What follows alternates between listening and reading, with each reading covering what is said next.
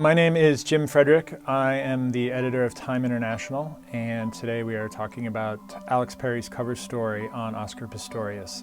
Oscar Pistorius is a national hero. He's the Paralympian sprinter who was born without fibula, and he runs with carbon graphite blades. He won 2 gold medals in the Paralympics in London, and he competed and did very well in the 2012 regular Olympics. He is a national hero and is one of the most glamorous stars in all of South Africa, and he had a beautiful and fabulous model girlfriend, Riva Steenkamp.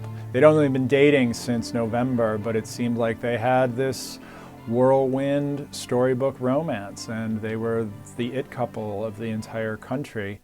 Not too long ago, however, police were called to his home where he had shot his girlfriend through the locked door of his bathroom. He was immediately charged with murder, but the case has gotten more complicated because he has said in court that it was not necessarily self-defense, but he thought that his girlfriend was actually an intruder. And one of the things that makes this story by Alex Perry so remarkable is that he dives deep into the South African culture of race, violence against women, white fear of a black menace, why so many South Africans own so many guns, and why violence and distrust of the police are so pervasive that people think that they need to take self-defense into their own hands.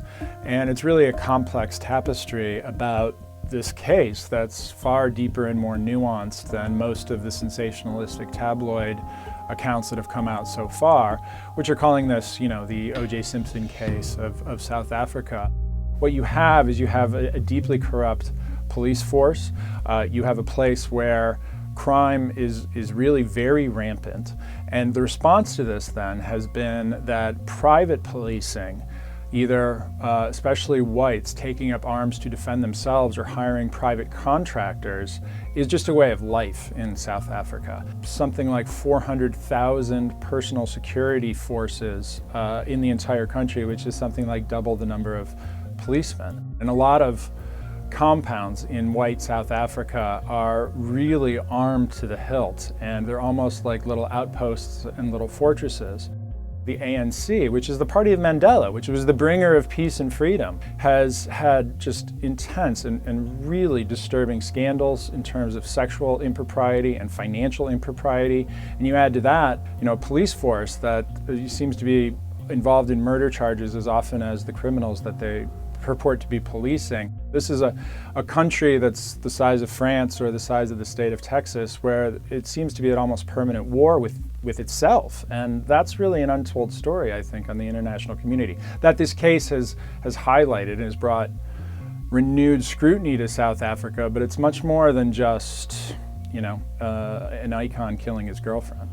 Whether or not he is determined to be guilty of murder or not is almost irrelevant to the fact that he is a fallen idol, and he is a symbol in a lot of ways of a culture that doesn't trust itself, because he, like so many white Africans in Pretoria, heavily armed. He owned several guns within his home, and his primary defense for this murder, for these murder charges, is that he thought that there was an intruder in his home, which, if you look at the violent history or the violent culture in Africa, without making any claim one way or another, it's at least a plausible claim.